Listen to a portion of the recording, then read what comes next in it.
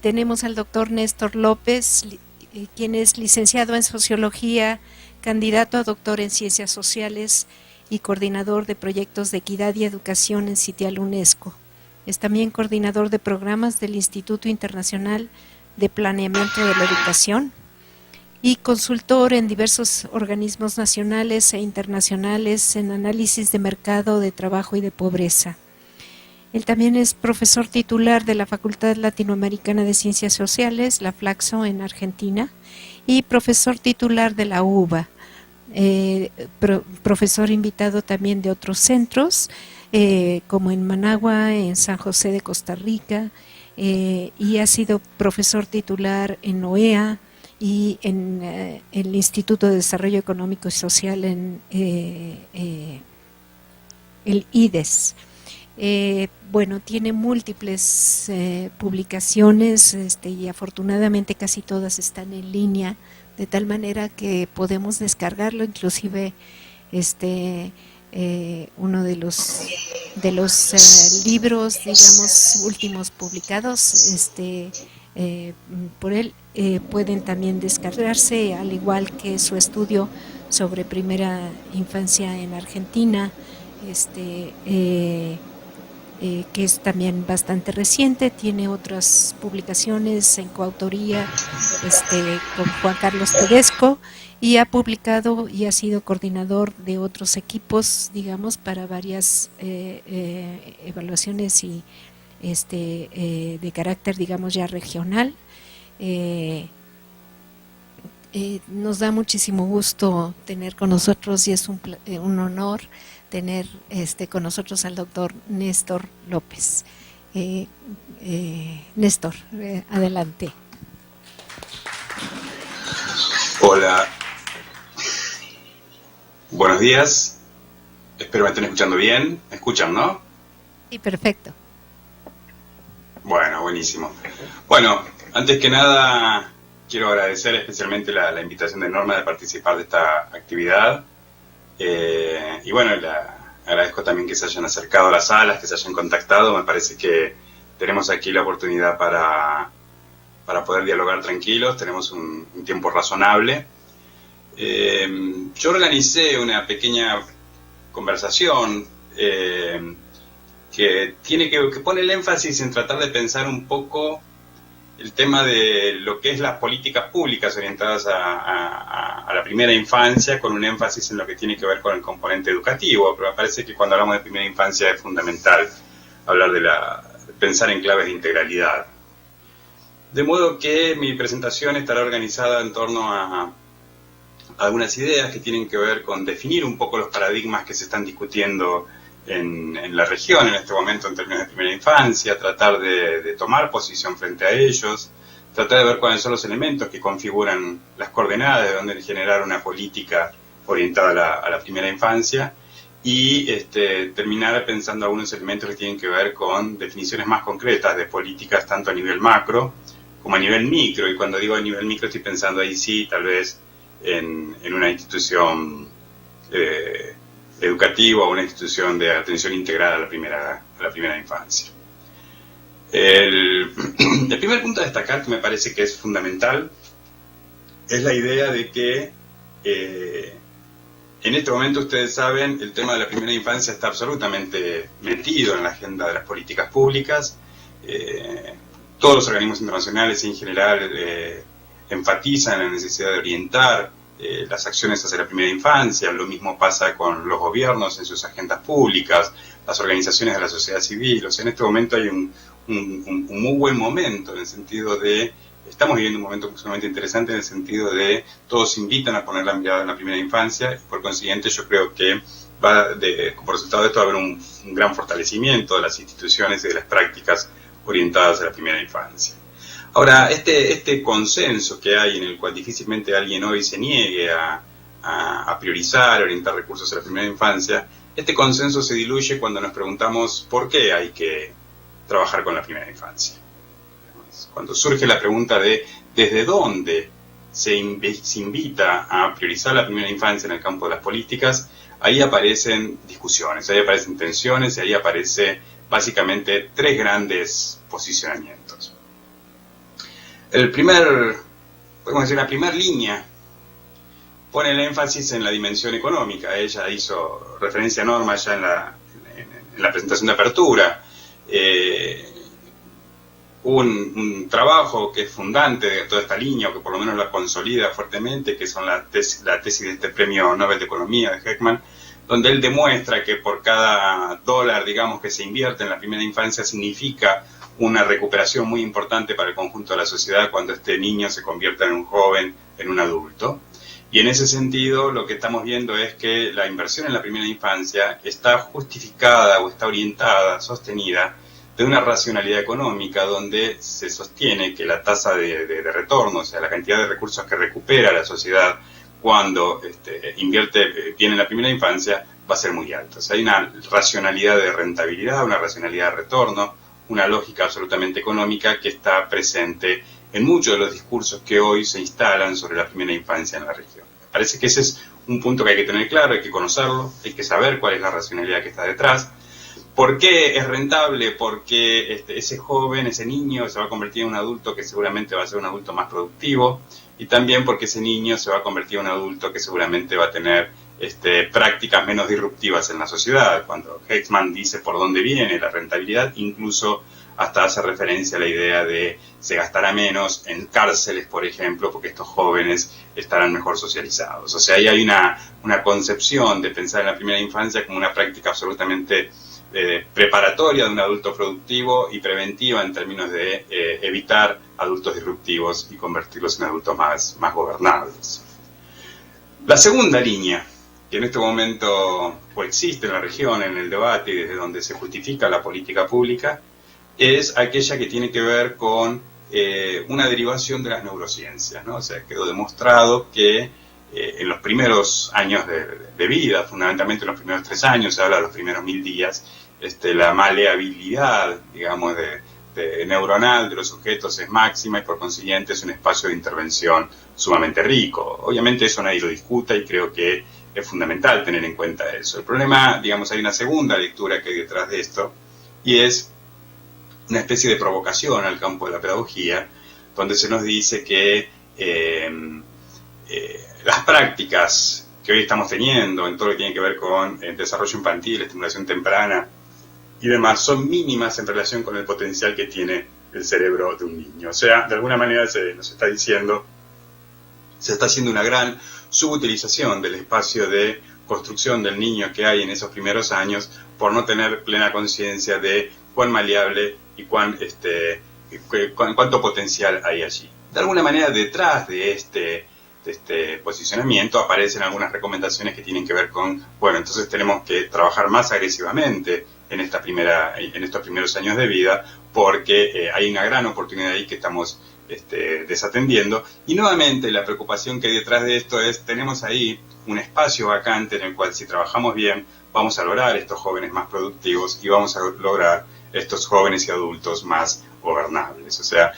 uno podría decir estas dos primeras líneas de trabajo, estos dos primeros paradigmas que se enfrentan en la región en este momento, que tienen que ver con desde dónde se recomienda establecer una política orientada a la infancia,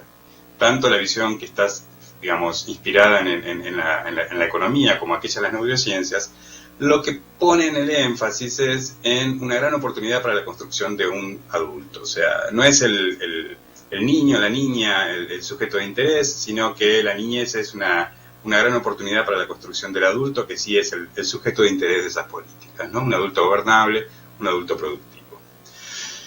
La tercera línea, a la que siento que estamos todos más cerca, tiene que ver con la idea de el niño como sujeto de derecho. O sea, hay que hacer políticas públicas orientadas a la infancia porque los niños son sujetos de derecho, esto es por derecho.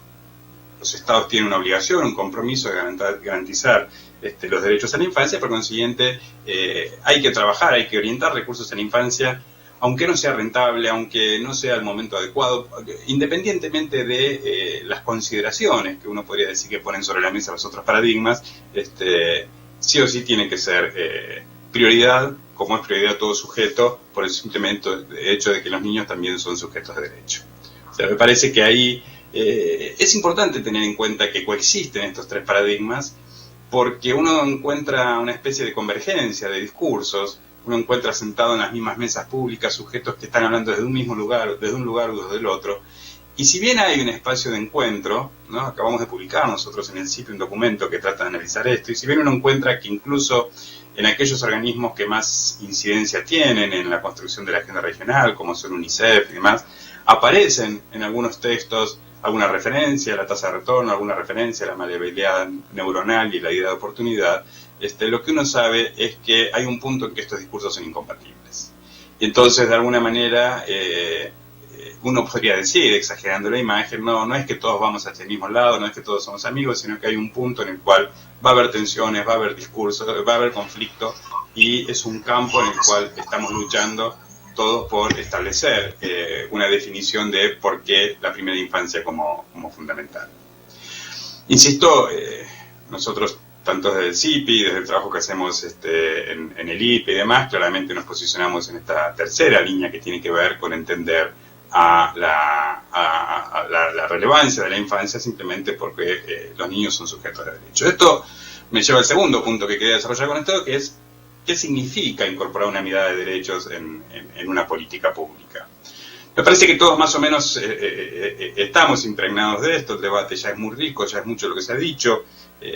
Claramente la Convención Internacional de los Derechos del Niño marca un hito en esta referencia, en el sentido de que incorporar una perspectiva de derecho en el diseño de una política pública inevitablemente nos lleva a poner la mirada en un entramado de discursos y de normativas y de instituciones del campo internacional y del campo nacional, en el cual la Convención define claramente, por un lado, cuáles son los contenidos de estos derechos en la infancia. Es fundamental tener en claro concretamente qué es de qué estamos hablando cuando hablamos de derechos, y por otro lado, la Convención define cuáles son las obligaciones de los Estados por cada uno de esos contenidos. O sea, hablar de perspectiva de derechos significa, por un lado, que los sujetos son sujetos de derechos y el Estado asume el compromiso de garantizar esos derechos. Lo que nos dice la Convención cuando hablamos en particular de la infancia es cuáles son concretamente los derechos que deben ser garantizados. El texto de la Convención, en ese sentido, sabemos que es un texto rico, que implica una mirada integral de la infancia, una mirada en la cual uno podría decir serían escasos los espacios que quedaron desatendidos de esta visión de los derechos civiles, de los derechos a la identidad, derecho que tiene que ver con el bienestar, con la educación, la salud, la protección especial. O sea, de alguna manera los distintos capítulos de la Convención van recorriendo el conjunto de los derechos que uno diría son fundamentales para la infancia. De todos modos, a mí me parece que cuando uno lee más en detalle la Convención, o en todo caso, cuando uno piensa más en detalle qué implicancias tiene apropiarse de la perspectiva de derechos en el diseño de una política pública, hay dos elementos que me parecen fundamentales. En primer lugar, la incorporación de la perspectiva de derechos en general, y obviamente la incorporación de la Convención, o sea, como pensando en la infancia, tiene un primer quiebre, que es un quiebre político, que es esta redefinición de la relación entre Estado y ciudadanía, si hablamos de derechos en general, o la redefinición de la relación entre el Estado y la infancia, cuando hablamos de los derechos de la niñez y cuando hablamos de la Convención. ¿En qué consiste esa redefinición? Esto que hice referencia antes, a esta idea de la relación del Estado con el sujeto es una relación de garante de derechos.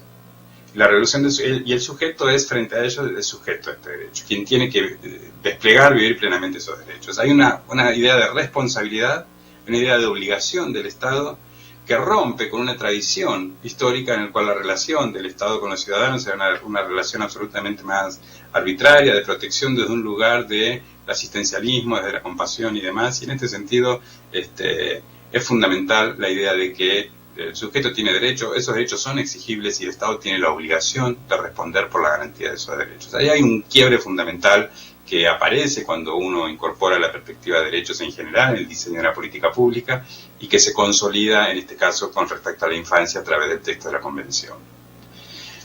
Y la Convención instala un segundo quiebre que a mí me parece fundamental y al que hizo también referencia Norma en la introducción, en la presentación inicial, y es esta idea de la Convención implica un quiebre cultural. ¿Y cuál es ese quiebre cultural? Redefine la relación entre el mundo adulto y el mundo de la niñez y el de la infancia. O sea, y ahí ese es un elemento fundamental que tenemos que analizar en qué medida nuestras sociedades se están apropiando de eso, porque eso es un elemento clave para redefinir una política que tenga que ver con la infancia. Desde dónde el adulto mira al niño, desde dónde el Estado, que además el Estado tiene una concepción claramente adultocéntrica, podríamos profundizar en esta idea luego del Estado adultocéntrico, desde dónde el Estado mira al niño, y aquí lo que tenemos que pensar es esta idea de el niño como un sujeto que está viviendo un momento pleno de la vida, como un sujeto pleno de derechos, y que no debe ser minimizado y tampoco debe ser visto como fue visto históricamente la niñez, la adolescencia e incluso la juventud, como algo así como, bueno, como una época que inevitablemente hay que transitar para llegar a la adultez, que es el momento pleno de la vida, digamos, ¿no? O sea, históricamente el niño ha sido visto como un adulto en construcción y por consiguiente la relación que se construyó históricamente con el niño y con el adolescente ha sido una relación claramente encausadora, una relación claramente represora de todo aquello que aleje al sujeto de aquel adulto esperado, de aquel adulto que la sociedad desea, de este ciudadano ideal que la sociedad desea. Históricamente la relación hacia la infancia fue una relación de encauzamiento y de represión, cuando digamos que en este momento lo que estamos viendo es la convención y la incorporación de una mirada de derechos nos invita a una relación con la niñez y con la adolescencia totalmente diferente, basada en la idea de la infancia, la niñez en general como un momento de pleno despliegue de opciones, de oportunidades y de pleno disfrute de los derechos. Entonces, de alguna manera, hablar de derechos, más allá de pensar en cada capítulo de la Convención, nos dice básicamente esta idea. Hay un quiebre político que redefine la relación del Estado con la ciudadanía, eso la mirada de derechos en general, y en el caso de la infancia, de la Convención, la relación del Estado con la infancia, y por otro lado hay un quiebre cultural que redefine la relación del mundo adulto con el mundo infantil. Dicho estas cosas, paso a un tercer punto que me parece importante, que tiene que ver, bueno, entonces, ¿cómo queda delimitado el campo de una política pública cuando pensamos esta mirada de los derechos? O sea, ¿cuáles son las coordenadas desde las cuales uno piensa una política desde esta perspectiva? ¿Cuáles son los elementos que deberían estar presentes en esta política? Yo tengo aquí presente unos 6 más o menos, pero que obviamente es una lista que podríamos ampliar. En primero, como lo dije antes, la infancia vista como un momento vital, altamente valorado en sí mismo, o sea, no la infancia como un tránsito hacia la adultez, sino la infancia como la primera infancia también, y en particular como un momento pleno de la vida, como un momento que debe ser vivido con pleno goce de los derechos. O sea, eso es un elemento que toda política orientada a la primera infancia lo tiene que tener en cuenta, tiene que partir de esa premisa como una premisa fundamental. La segunda, esta idea que también ya está destacada, que es el niño como sujeto de derecho. O sea, inevitablemente una política tiene que asumir ese principio. Frente al niño, el Estado, que es el garante del derecho, no tiene ningún derecho, el Estado solo tiene obligaciones, los derechos los tiene el niño, y en esa relación, eso lo vamos a ver después, cuando pensemos cómo se da la relación entre un agente del Estado con una familia, con un niño. ¿Qué quiere decir esto de que el agente está del lugar del garante y el niño está del lado del sujeto de derecho? O sea, eso es fundamental porque también en el diseño de una política orientada a la primera infancia, este elemento debe ser considerado. Un tercer elemento que es sumamente rico, que está planteado en el texto de la Convención y que la mayoría de las leyes de protección integral se lo apropiaron porque es realmente relevante, es la idea de que la familia es el espacio privilegiado de realización de los derechos del niño. O sea, el Estado garantiza los derechos del niño, el pleno ejercicio de los derechos de un niño, ofreciéndole a su familia la posibilidad de que la vida de este niño en su familia sea una vida digna, sea una vida plena. O sea, el Estado no actúa directamente con el niño, sino que el Estado interviene en la familia, garantizando las condiciones para que esta familia se convierta en el espacio privilegiado para que el niño haga un pleno ejercicio de sus derechos, para la realización de los derechos. O sea, la relación entre Estado e infancia mediada por la familia. Esto es fundamental porque toda política orientada a la infancia es una política que en última instancia lo que está haciendo es ofrecerle a las familias la posibilidad de que esta familia, a cada niño, le garantice la mejor vida posible con un pleno ejercicio de sus derechos. Otro elemento que es en el que me voy a detener luego, porque me parece fundamental, sobre todo si queremos pensar, incorporar la idea de equidad en las políticas de primera infancia, es el principio de no discriminación, ¿no? O sea, lo dejo mencionado acá, no lo retomo ahora porque es en el que quiero concentrarme a partir de unos minutos. El principio de no discriminación de lo que nos está hablando es eso, básicamente es inadmisible cualquier forma de discriminación por cualquier motivo en la relación que el Estado establezca con cada familia, con cada niño. Insisto, retomaré esto en detalle. Y luego quedan dos que son puntos específicos de la Convención y que a mí me parece que son fundamentales. Uno es la idea de interés superior del niño, tema discutido, tema debatido, pero que cuando pensamos en educación, por ejemplo, es fundamental pensar que las políticas educativas, las prácticas educativas, si pensamos en las instituciones de protección integral, de desarrollo infantil y demás, hay múltiples actores que tienen que ver con la familia, con los niños, con los docentes, con los directivos, con personal, con funcionarios y demás. Son muchos los actores que se acercan a esa práctica de lugares diferentes y con intereses diferentes y que en muchos casos esos intereses pueden entrar en conflicto. Bueno, es fundamental que a la hora de analizar, de buscar soluciones a esos conflictos, se tenga en cuenta que el interés superior del niño. O sea, frente a este conflicto de intereses hay uno que no se pone en discusión. Cómo encontramos una solución a todos los conflictos que puedan aparecer en las distintas relaciones que se dan en torno a las prácticas de garantía de derechos de los niños, cómo hacemos para que los diferentes conflictos que se dan de intereses no pongan en duda el interés superior del niño. Y el otro punto que me parece que también es un desafío muy fuerte, sobre todo cuando hablamos de primera infancia, tiene que ver obviamente con el derecho de los niños a ser escuchados, cómo incorporamos la voz de los niños en el diseño de una política. Y sobre todo cuando estamos hablando de primera infancia, ¿no? O sea, cómo uno invita a que se haga el esfuerzo de incorporar la voz de los niños en cualquier momento de su ciclo vital, aún desde la primera infancia. Obviamente el desafío es cómo, qué significa eso, qué prácticas, qué institucionalidad, qué mecanismos y de qué modo se genera esa escucha, qué significa instituciones que escuchan a los niños, pero me parece que ese es un debate que nos tenemos que dar porque enriquecería plenamente el diseño y la construcción de una política. Me centro ahora entonces sí en pensar una política de equidad, ¿no? Pensar prácticas equitativas orientadas a la primera infancia, tomando la idea del principio de no discriminación, porque me parece que es el lugar fundamental desde donde uno puede retomar esta idea. Los estados de nuestros países, todos los países de la región han incorporado la convención y la gran mayoría han avanzado en la reforma de sus normativas y demás, asumen el compromiso, ¿no? Todos los países de la región asumieron el compromiso de garantizar el pleno ejercicio de los derechos a sus niños. Definen entonces un compromiso que de alguna manera llega a todos, un compromiso universal. Todos los niños son sujetos de derecho y el Estado tiene responsabilidad ante la totalidad de las niñas y niños de su país, pero asume ese compromiso en un universo que es sumamente heterogéneo. O sea, tenemos el universo de la infancia, las situaciones en que viven las familias de estos niños es extremadamente heterogénea y el Estado asume frente a todas esas familias un compromiso igual, que es el de garantizar el pleno ejercicio de los derechos a esos niños. El gran desafío es precisamente cómo avanzar hacia una política que garantice este ejercicio de los derechos en contextos tan heterogéneos. En primer punto, me parece importante tratar de entender de dónde viene esta gran heterogeneidad. Uno podría decir hay dos grandes ejes que definen la heterogeneidad de situaciones que hay en nuestro país. A mí me parece muy ordenador, muy útil en este punto tomar esta idea de los dos grandes ejes organizadores del espacio del campo social, como son por un lado la desigualdad y por otro lado la diversidad, ¿no? O sea, por un lado hay gran desigualdad. Los países de América Latina son los países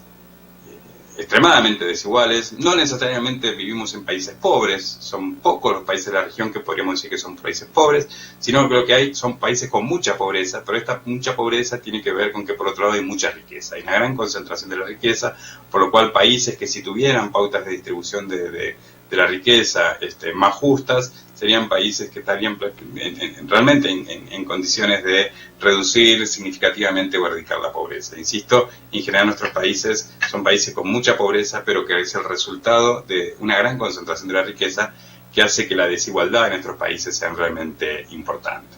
Aun cuando la CEPAL viene mostrando en sus informes que en la última década y media, esta desigualdad se ha reducido levemente y sobre todo el modo en que se ha podido sobrellevar la crisis esta mundial económica, que América Latina quedó en un lugar de privilegio. Aun cuando podemos considerar que estas desigualdades son menores, lo cierto es que vivimos en sociedades extremadamente desiguales. Entonces, por un lado está la desigualdad como un gran desafío cuando uno piensa en una política de garantía de derechos, que implica garantizar el pleno ejercicio de los derechos a los niños que están en los distintos puntos de la estructura social, desde los puntos más bajos hasta los puntos más altos.